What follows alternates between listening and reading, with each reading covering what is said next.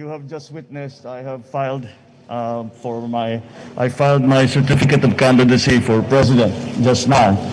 Uh, so I guess that makes it all official.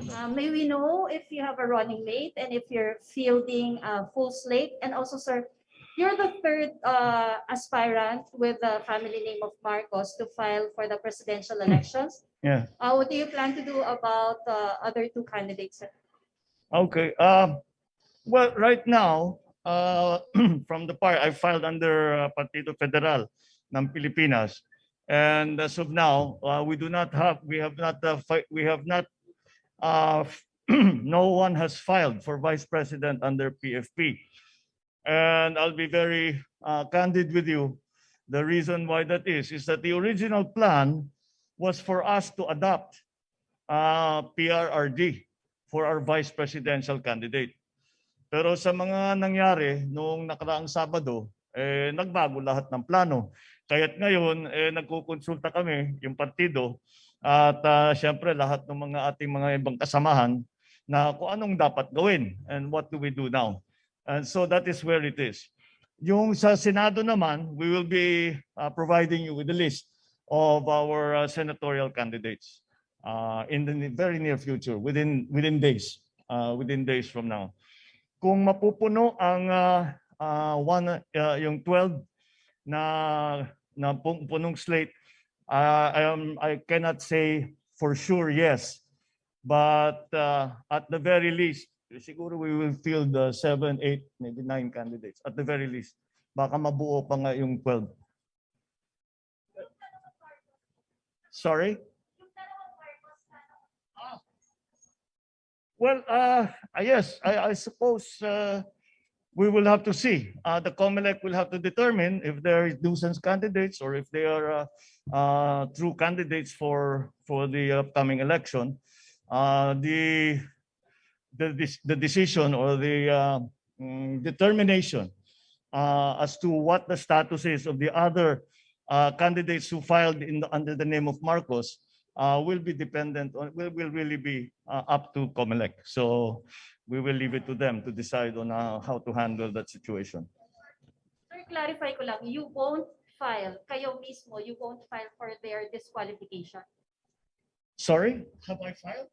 No, I mean, sir, kayo mismo, wala po kayong plan to file No. disqualification against them? Well, not as yet because tinitignan pa lang namin. Antayin namin siyempre hanggang sa dulo ng filing period.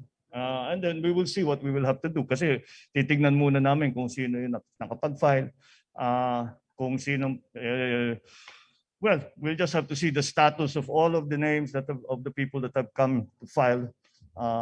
Hindi lang naman sa presidente pero sa lahat ng ibang position. Then we will decide what to do. Sir, I would just like to ask, are you able to tell us yung pinag-usapan nyo ni Mayor Sara? Were you trying to convince her to be your VP? Or was presidency always the plan for you? Well, very early on, we talked about it. Yung very much publicized, yung pinuntahan namin siya bago nung birthday niya. We talked about politics but no specifics. And since then, hindi na kami nag-usap sa specifics. Yung mga ganyang klaseng usapan, ikaw mag-presidente, ako mag-vice, ikaw mag-vice, ako mag-president. Wala kaming hindi na umabot yung usapan namin sa ganun. Sir, are you considering Senator Bongo as your VP? Are you considering Senator Bongo as your VP? Paano yun? Bong to the third power. Baka pwede rin. We'll see. Kaya nga, nagulat, siguro pati kayo, lahat naman tayo nagulat yung mga pangyayari ng Sabado.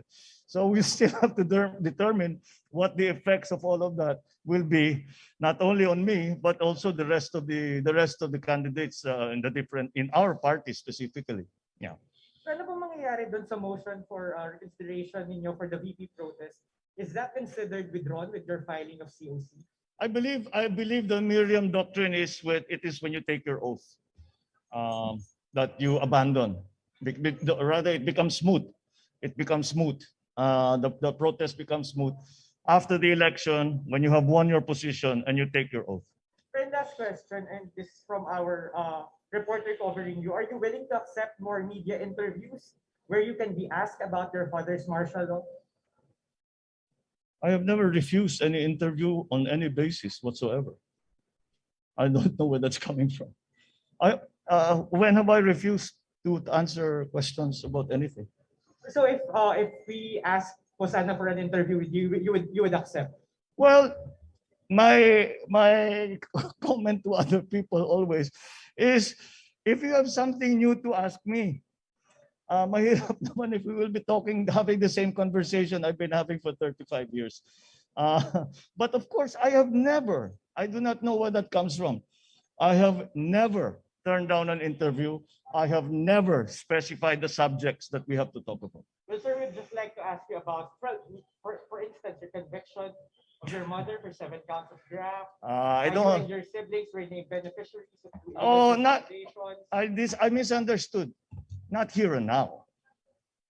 I'm here for filing. But thank you, but thank you. Thank you. Sir, may we know more details about your talk with Mayor Sara Duterte? Why it quote-unquote collapsed? Bakit hindi na napunta There sa- were no talks to collapse. I mean, bakit hindi na po nagdetalye na ikaw yung vice, ikaw yung presidente? Because the favorite sport of Filipinos is politics, and everybody was speculating. But the speculations are not necessarily based in fact. Nakita niyo naman ang galaw ni Mayor Inday, so I think that puts paid to all of those speculations. I mean, bakit po hindi na natuloy yung posible sanang tandem ninyo ni Mayor Sara? Kasi hindi naman siya tumakbo eh. Tapos. Di ba? Okay? Is that Sir, it? one more. Oh, sige. Are you ready for another fight with VP Lenny if she will run for president? No, I do not have any fight with VP Lenny. I'm running for president. I'm not fighting against anyone. I mean, another round of election, of campaigning, fighting. I don't. We have Senator Ping is filing as we speak, so it's not going to be that kind of election. Marami kami. Ready kayong maka-face-to-face ulit makasama sa election si VP Lenny? I would not file my certificate of candidacy if I was not ready to campaign, if I was not ready to answer all your questions, and so I am ready to answer your questions. I'm ready to campaign, and that's what we're going to do. Thank you, sir. All right. Yes, sir. Thank you. Sir. Maraming salamat. Sir, There's just one more here. Sir, Oh. this one, yesterday you've mentioned you want to be a unifying leader.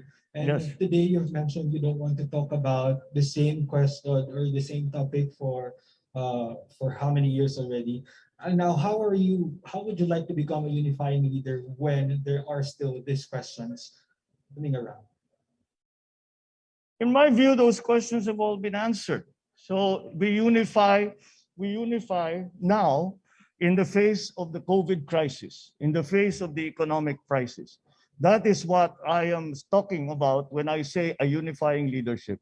Yan ang kailangan natin ngayon. At siguro ang hangarin ko, ang layunin ko ay makapagbigay ng tinatawag nga na unifying leadership para magkaisa mga Pilipinong harapin natin itong COVID, harapin natin ang pag-ahon at pagbukas ng ating ekonomiya. Yun ang aking layunin. Yun ang ating pangarap para dito sa. That is why I call it a unifying leadership, because it requires leadership a leadership that unifies the country, does not polarize the country. All right, sir. Thank you.